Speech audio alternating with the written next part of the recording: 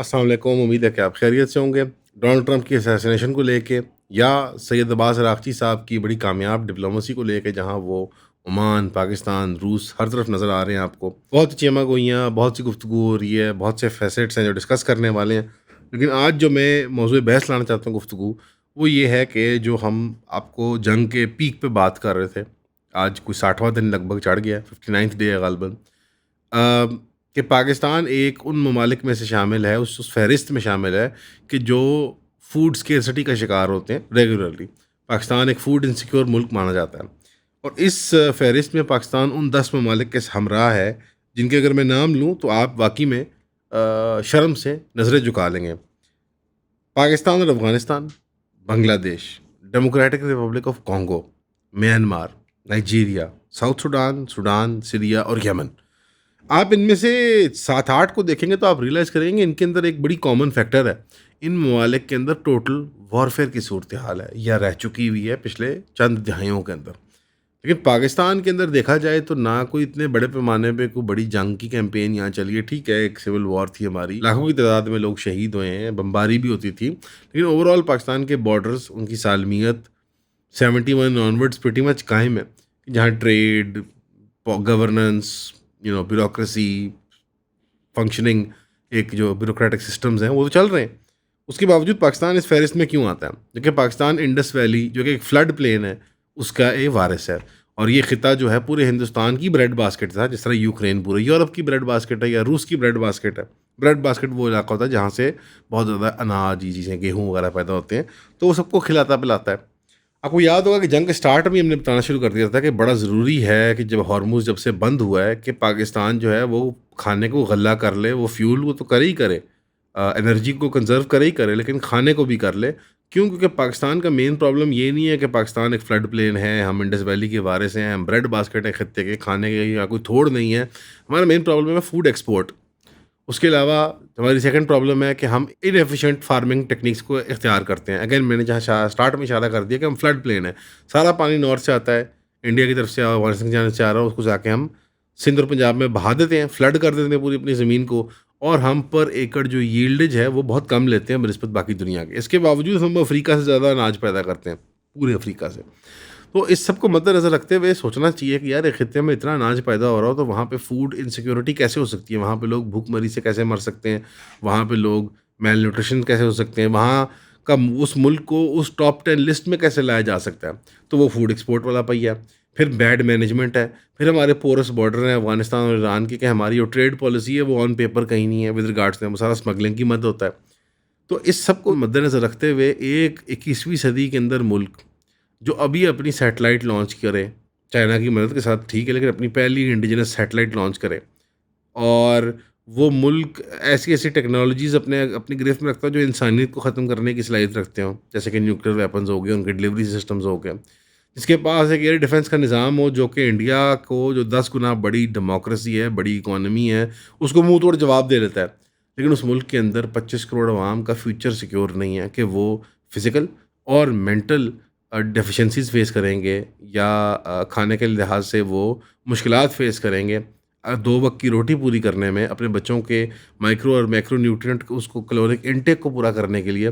Because यहाँ पे food distribution का निज़ाम इक्विटेबल नहीं है, फेयर नहीं है। लंगर पूरे दुनिया में जाएँगे तो पाकिस्तान से बड़ा आपको कहीं नहीं मिलेगा, चाहे कराची में हो, चाहे लाहौर में हो, चाहे जहाँ पे भी हो, चाहे मज़ारों के हों, चाहे प्राइवेट पार्टियों के लगाए हुए हों, चाहे कोई अस्पतालों, यूनिवर्सिटियों, स्कूलों के बाहर लगे हुए हों, चाहे वो सोशल एनजीओ मैनेज्ड हों, चाहे चाहे सरकार की तरफ से सब्सिडाइज्ड खाने के वो अड्डे हों। सवाल ये है कि फिर लोगों को खाना क्यों नहीं मिल रहा फिर? वो हम एक्सपोर्ट करते हैं हाई क्वालिटी फूड्स, अपने बहुत बड़ी तादाद में एक्सपोर्ट करते हैं। हम यहाँ पे प्राइस ऑफ फूड को ड्राइव अप करते हैं, उसकी वजह से हमारे यहाँ रोड और डिस्ट्रीब्यूशन नेटवर्क्स अच्छे नहीं हैं, जिसकी वजह से मार्केट टू, यानी फार्म टू टेबल जो गुड्स हैं उनके अंदर कीमतें बढ़ जाती हैं। फिर इस जंग के अंदर स्पेसिफिकली एक वाक़या हुआ है, आपको पता ही है, कि तेल की कीमत बढ़ने से ना सिर्फ एनर्जी इनपुट की कॉस्ट बढ़ गई है, बल्कि जो सप्लाई है ऑफ पेट्रोकेमिकल्स, जो कि फर्टिलाइज़र की शक्ल में आते हैं, पेट्रोकेमिकल ही प्रोडक्ट्स हैं, ये बाय प्रोडक्ट्स हैं, फर्टिलाइज़र काफ़ी ज़्यादा, तो उनकी सप्लाई भी क्योंकि हॉल्ट हो गई है। वर्ल्ड बैंक ने भी प्रेडिक्ट किया था कि 15% शॉर्टेज आ गया वर्ल्ड फर्टिलाइज़र सप्लाई में, तो वो बड़ा एक मसला आएगा आने वाले दिनों में। जो स्टोर्ड गल्ला है वो जब ख़त्म होना शुरू करेगा तो वो फिर हिट करेगी सप्लाई कॉन्ट्रैक्शन के, सप्लाई में माल ही नहीं है। ना सिर्फ ये कि एनर्जी महंगी होगी तो प्रोडक्शन कम हो रही है, और ये भी है कि जनाब आपके पास फर्टिलाइज़र नहीं है तो यील्ड अगले अगले से अगले क्रॉप्स की यील्ड कम आएगी। फिर एक ओवरऑल फिनोमेनन आप देख रहे हैं कि इरेटिक एक्सट्रीम क्लाइमेट के अंदर जो है वो शिफ्ट्स आते हैं, और ये एक रिसेंटली इंक्रीजिंग ट्रेंड है जो 1950-60s ऑनवर्ड्स ऑब्जर्व किया जा रहा है। कुछ लोग आर्ग्यू करते हैं इसको क्लाइमेट चेंज के नाम से पुकारते हैं, कुछ लोग कहते हैं कि ये नेचुरल चेंज है जो अकर करता है एज एज अर्थ की जो वो शिफ्टिंग होती है over millions of years, over thousands of years, और हम बिल इत्तेफाक ऐसे दौर में रह रहे हैं। तो कुछ लोग ये भी आर्ग्यू करते हैं कि स्पॉट लेवल पे, माइक्रो लेवल पे अब तो बहुत बड़े पैमाने पे आर्ग्यू होने लग गया कि बड़े जो ममालिक हैं जिस तरह अमेरिका है, वो वेदर इंटरफेरेंस के प्रोग्राम रन करते हैं, जैसे कि हार्प उनका एक बड़ा मशहूर डायरेक्टेड एनर्जी वेपन्स का प्रोग्राम था। इसका मजाक उड़ाया जाता था, लेकिन आज जब हम इसराइल की जंग की बात करते हैं तो बराह रास्त इसराइल की जानब से भी और अमेरिका की जानब से वेनेजुएला में इस्तेमाल हो चुकी हुई और फुली एक्नॉलेज्ड है कि हमारे पास डायरेक्ट एनर्जी वेपन्स हैं और हम उनको इस्तेमाल करते हैं मिसाइल उड़ाने के लिए और ये चीज़ें करने के लिए। लेकिन अभी तक उनका वेदर वाला वो जो एस्पेक्ट है उसको हमने तफसील में डिस्कस नहीं किया, but the fact that they exist now, जबकि आज से 40 साल पहले इसका मजाक उड़ाया जाता था कि भाई ये क्या लेज़र वेपन और एनर्जी वेपन ये क्या चीज़ें होती हैं। आज हम उस चीज़ को ओपनली डिस्कस कर रहे हैं मेन स्ट्रीम मीडिया के अंदर भी और अल्टरनेटिव मीडिया के अंदर भी, कि जो बिल गेट्स इंस्टीट्यूशन, मिल मेलिंडा गेट्स इदारा जो हुआ करता था, और मुख्तलिफ जो फॉर एग्जांपल सोवियत यूनियन की जानिब से जो इल्ज़ाम लगा था अमेरिका के ऊपर 1960 या 70s में गालबन कि ये हमारी वेदर मैन्युफैक्चरिंग कर रहा है, जो ईरान की जानिब से इल्ज़ाम लगा था अहमदीनेजाद की सदारत में कि हमारी वेदर मैन्युफैक्चरिंग कर रहा है, आज लोगों के जहन में वाकई में सवाल बन गए सवालिया कि क्या वेदर मैन्युफैक्चरिंग हो सकती है। दर हकीकत सवाल का जवाब तो यस है। चाहे टेक्सास के फ्लैश फ्लड्स जो रिसेंटली आए थे, जिसके अंदर कहीं इम्प्लिकेट हुई थी वेदर मैनेजमेंट कंपनीज, जो प्राइवेट कंपनीज जो क्लाउड सीडिंग करती हैं, और चाहे वो यूएई के फ्लैश फ्लड्स हों जो 2-3 बार आप आपने देख लिए अपनी लाइफ टाइम के अंदर, पिछले 5 सालों के अंदर देख लिए हैं। यूएई क्लाउड सीडिंग करता है, मशहूर बात है, वरना ये कौन सा ऐसे यूएई के अंदर फ्लैश फ्लड आ जाता है। और फिर आपको पता है कि गल्फ़ से डाउन स्ट्रीम हवा जो आती है, जब वहाँ तूफ़ानी लहरें चलती हैं तो यहाँ पे भी आ जाती हैं वो। जैसे कि आपको याद होगा जब वो इजिप्ट या इराक से, ग़ालिबन मुझे याद नहीं आ रहा, टिड्डी दल चला था जो लोकस्ट होता है, तो वो सीधा सिंध के अंदर आया था और सीधा आपकी बिरयानी की प्लेट के अंदर। क्यों? क्योंकि एक तो हम खाते हैं वो हलाल होता है, और दूसरा क्योंकि जो गल्फ़ स्ट्रीम है वो यहाँ से डाउन विंड चलती है। जैसे अगर आप यूरोप से पाकिस्तान की ओर आएँ तो आपको टेल विंड मिलती है आपके जहाज़ को, और आप देखते हैं कि आधा घंटा घंटा आपका सफ़र कम भी हो जाता है। हमारी एक तरफ से ये हवा चलती है और दूसरी तरफ से हमारी इंडीज़ से जो आती है, जो मानसून की बारिशें भी लेके आती है।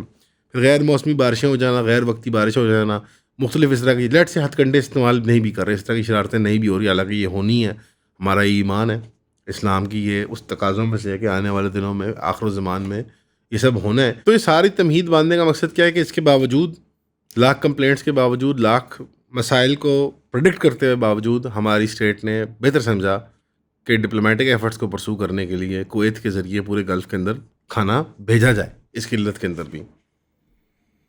इसके बारे में क्या ही कह सकते हैं, यानी हमें बताते हैं कि पाकिस्तान फ़र्स्ट और हमने जान दे देनी है और पाकिस्तानी शहरी की जान कीमती है और फ़लान और टीम, लेकिन जब एक्चुअल डिसीजन मेकिंग की बात आती है तो वहाँ पे diplomatic prioritisation which benefits the few and not the many वो कर ली जाती है। तो क्या आने वाले दिनों में इन तपती गर्मियों के बाद माज़अल्लाह सुम्मा माज़अल्लाह एक फ़ूड शॉर्टेज होगी? क्या रोटी अनाज का रेट ऊपर जाएगा? कितना सब्सिडाइज़ करेंगे? वो सब्सिडाइज क्या होती है? कान को इधर से पकड़ने की बजाय कान को इधर से पकड़ लो। जो पैसे आपने यहाँ खर्चने थे वो सरकार पैसे घुमा के वहाँ से आपको रिलीफ दे देती है, और पैसे आपके ही हैं, वो इन्फ्लेशन में हिस्सा बनेंगे, वो आपके टैक्सेशन में हिस्सा बनेंगे आपके। You will spend it. बराह रास्त कर लें 18 रुपये की रोटी ले गई, या सफ़र कर लें हर बाकी प्रोडक्ट पे। तो ये is the question of the hour. Pakistan खाएगा कहाँ से? पाकिस्तान पिएगा कहाँ से? पानी के मामले में इंडस वाटर ट्रीटी की सेसेशन हो, आर्टिकल 370 की रिपील हो, पिछले 5 से 8 साल से इंडिया पका रहा है, मैं तो कहूँगा 20 साल 25 साल से पका रहा है एक मामला जो कि एक क्रंच पॉइंट पे आ जाएगा। अफ़गानिस्तान से हमारी बनती नहीं, वहाँ से एक ऑल्टरनेटिव पानी का वो मामला बनता है और फ्लो का मामला बनता है। समुद्री पानी को डिसैलिनेट करना इंतहाई एक्सपेंसिव प्रोसेस है, और फिर अपस्ट्रीम आप उसको भेजेंगे, इतना नामुमकिनात में से इतनी ज़्यादा इंफ्रास्ट्रक्चर डेवलप करना पाकिस्तान जैसे मुल्क के लिए अफोर्डेबल नहीं है। तो जो ओनली वायबल ऑप्शन पानी की बनती है वो कश्मीर वाली बनती है आपकी, पाकिस्तान का इंडिया से जो मामला है। तो सवाल ये बनता है कि is Pakistan ready for that? Plus आवाम जो है हमारी, उसकी जो खस्ता हालत है, सेहत के प्रॉब्लम्स है, वो एक एक्सचेकर पे बर्डन बनते हैं। हम समझते हैं कि चलो इनको भूखा नंगा मार लो तो हम जो है वो ज़्यादा कामयाबी के साथ पैसों को यूटिलाइज़ कर लेंगे। आप जो 2 रुपये बचा रहे होते हैं हमें भूखा नंगा मार के, और 2 रुपये कमा रहे होते हैं एक्सपोर्ट करके खाना और ऐसी पॉलिसी परसूज करना जिसका आपको फ़ायदा होता है, तो वो 4 रुपये 5 रुपये बन के आपको एक मेडिकल एक्सपेंडिचर में आ जाते हैं। वो आपको डिपेंडेंट्स की शक्ल में आ जाते हैं। वो आपको इनवैलिड बुज़ुर्ग यानी जो अपाहज बुज़ुर्ग होते हैं और स्टंटेड ग्रोथ वाले बच्चों की शक्ल में आ जाते हैं। जॉर्ज ऑरवेल के नॉवल 1984 और क्रिश्चियन बेल की साइ-फाई एक्शन मूवी इक्विलिब्रियम के दरमियान क्या कॉमन है? इमीडिएटली देखते हैं तो लगता है कुछ भी नहीं। लेकिन जब गहराई में जाते हैं तो पता लगता है कि ये दोनों थीमेटिकली एक चीज़ के बारे में, वो है डिस्टोपियन गवर्नमेंट, जिसको बिग ब्रदर भी कहते हैं। जो बिग ब्रदर जो हमेशा देख रहा होता है आपको। बिग ब्रदर का चर्चा तो बहुत है आजकल पाकिस्तान के अंदर, लेकिन इस तरह के कॉम्प्लिकेटेड थीम्स को समझने के लिए हमने द क्लब बनाया है, जो कि पहले तो सिर्फ एक बुक क्लब हुआ करता था पिछले 1-1.5 साल के लिए, लेकिन अब हमने उसको एक यूनिवर्सल क्लब बना दिया है, जिसके अंदर किताबें, popular films, documentaries, articles, published papers, इन सारों का मजमुआ बना के हम thematically month to month complex ideas को एक ग्रुप सेटिंग के अंदर एक कम्युनिटी के साथ समझने की कोशिश करते हैं। तो अगर आप ज्वाइन करना चाहते हैं eonpodcast.com पे जाएं और अपनी मेंबरशिप परचेज करें, ताकि हम जुमे के जुमे आपसे मुलाकात कर सकें। सी यू देयर इंशाल्लाह। खर्चा आपका निकलना ही निकलना है, चाहे पेट भर के निकलवा लो, चाहे भूखा रख के खर्चा निकलवा लो। इज्जत की कमाई हो और साथ सलूट भी लगे और लोग दुआ भी दें और खाते पीते भी हों और खर्चा भी कम लगे स्टेट का, इससे बेहतर क्या हो सकता है? और पाकिस्तान एक एग्रेरियन बैकबोन बन जाए एशिया की, कि यहाँ से अनाज आता है, यहाँ से चीज़ आती है, अपना खाना पूरा करके बाहर बेचते हैं माल। आज आप चले जाएं बाज़ार के अंदर, आपको क्वालिटी सेब नहीं मिलेगा। मैं दिस इज सीरियस स्टफ। लाल है, आप वीडियोस देखते हैं सारी, वो तरबूज आप मुझे ला के दिखा दें। क्वालिटी सेब, क्वालिटी तरबूज, क्वालिटी आम, क्वालिटी गोश्त, क्वालिटी डेयरी पाकिस्तान की बाहर जाती है। क्वालिटी किन्नू याद करें, जो अगर आपके कोई इर्द गिर्द प्यारे हों, चाहने वाले हों, कोई जो किन्नू लगाते हैं, सरगोदा बेल्ट के हों, तो जब वो किन्नू बेचते हैं तो किन्नू आप खाते हैं। बाकी मार्केट से जब आप लेके आते हैं तो वो मेरे ख्याल में वो ऐसे, वो उनको किन्नू कहना तो जुर्म ही है मेरे ख्याल में। वो रेड ब्लड ऐसे, वो सुर्ख खून जैसा रेड ब्लड, उसका जूस या खट्टे किन्नू हो या माल्टे हो, वो चीज़ तो मार्केट में मज़ा ही मिलती है आपको। It's going outside the country and traders और जो प्रोड्यूसर्स हैं, they are acting completely organically. वो मैक्सिमाइज करना चाहते हैं प्रॉफिट को। State has to create an infrastructure, a mechanism, जहाँ से लोग जो है वो इंसेंटिवाइज्ड हैं कि लोकली पहले कंजम्पशन को पूरा किया जाए, फार्मर्स मार्केट बने, क्वालिटी फूड्स को यहाँ खाया जाए, पहना जाए, कपड़े बनाए जाएँ, वगैरह वगैरह। तो बहरहाल इसके बावजूद कि ये सारे मामला चलते रहते हैं, मैं पाकिस्तानियों ने पे हमें फ़ख्र है, हमें खुशी है, बिकॉज पाकिस्तान इंडिजिनस जो इलेक्ट्रो ऑप्टिकल साइट है पहली हमने लॉन्च कर दिया। और ये जो कमाल है हमारे इस प्रोग्राम का, स्पार्को के, ये बहुत बड़ी प्राइड की बात है। क्यों? क्योंकि सारी जो जंग आने वाले दिनों में वो जियो स्पेशल इंटेलिजेंस पे है। और मुझे बड़ी हैरत हुई थी जब मुझे पहली बार लगा था कि अलग महकमा है अमेरिका में जियो स्पेशल इंटेलिजेंस का। अमेरिका में आप जब महकमे देखेंगे इंटेलिजेंस के तो वो 40-50 हैं, और जिस लेवल पे वो ऑपरेट कर रहे हैं, आपको मतलब बंदे को सुकून आ जाता है एक बारी कि नहीं ठीक है यार, एक वजह है कि ये हेजिमोन है। तो ये बड़ी फ़ख्रिया बात है, बड़ी खुशी की बात है। बाइडू सिस्टम पे ऑपरेट करना, और जो हमें टोटल विजिबिलिटी मिली थी मई की लड़ाई के अंदर, उस मैदान जिहाद के अंदर, उस मैदान रिबात के अंदर, जब आपके जांबाजों को एक एक चीज़ नज़र आ रही थी हिंदुस्तान के जहाज़ों की, और हिंदुस्तानी जहाज़ जो थे वो ब्लाइंड ऑपरेट कर रहे थे कंपेयर टू आवर्स। तो उसके बाद गॉडजिला 1, 2, 3 सब किस्सा तमाम हुआ। डोनाल्ड ट्रंप की माने तो पता नहीं 17-18 उसने गिरा दिए अब जहाज़। वल्लाह आलम सारे इंडिया के गिराएँ कि हमारे भी गिराना चाह रहा है शैतान। लेकिन पॉइंट मेरा ये है कि ये टेक्नोलॉजीज़ जो हैं वो इनेबल करती हैं कि हम जियो स्पेशल इंटेलिजेंस को डोमिनेट कर सकें उस फील्ड को। तो ये नीड ऑफ द आवर है, ये फ्यूचर है वॉरफेयर का। जो मुल्क सैटेलाइट्स के बगैर ऑपरेट कर रहा हो या उसकी सैटेलाइट्स को नॉकआउट कर दिया जाए, तो वो practically by all effective means blind है जंग के मैदान के अंदर। और अगर आपने यूक्रेन रशिया की लड़ाई की कुछ भी आपने फुटेजेस देखी हो, तो वो ह्यूमन इन्फेंट्री कॉम्बैट तो अब रह ही नहीं गया। ऐसा लगता है कि वो एक ही बार एंड में करेंगे जब सब बर्बाद हो जाएगा। पहले ये सारी मशीनों को, खिलौने जो बनाए हुए सारों ने, उनको तो टकराया ना आपस में। उनको टकराने का ज़रिया जो है, उसके अंदर सब तमाम चीज़ें जो इस्तेमाल होती हैं, वो डेटा मांगती हैं, जियो स्पेशल इंटेलिजेंस मांगती हैं, सैटेलाइट इमेजरी मांगती हैं, लोकेशंस मांगती हैं, वगैरह वगैरह। वो सारी चीज़ जो है वो इससे होनी है। तो अब इसके पीछे अगर एक well armed, well fade militia होता लोगों का, जैसे कि मैं मई से कह रहा हूँ कि वक्त आ गया, ना सिर्फ नहीं आप यूनिटें खड़ी करें, आपको अवाम का भी एक मिलिशिया बनाना होगा जो फ़ौज के ताबे पीछे काम करती है, फर्स्ट एड देती है, राइफलें चला लेती है, सड़कें मरम्मत कर लेती है, फायर फाइटिंग कर लेती है, CPR दे रही है, this an important thing, drone उड़ा लेती है, बेसिक छोटे छोटे काम करती है। बॉर्डर पे इतने जोगे हैं कि वो नाका मैन कर लेते हैं आपका, बिकॉज चीज़ें जो हैं वो बड़ी हॉट और बड़ी इंटेंस होएंगी और बार बार होएंगी। अब अभी भी गर्मियों का पूरा एक वो बना हुआ है सिनेरियो, दुआ करते हैं कि इंडिया डिटर हो जाए, लास्ट टाइम की डेटरेंस कायम हो चुकी हुई हो। हालांकि अभी हमारे कुछ हिसाब बाकी हैं, चाहे स्क्वाड्रन कमांडर उस्मान हो, चाहे वो हमारे मासूम फूल जैसा बेटा जो शहीद किया गया था, जो स्टार्ट की लड़ाई में शहीद हो गया था, और फिर धोखे से जो हमारी बेस पे हमला किया गया था जिसमें हमारे उस्मान साहब शहीद हुए थे।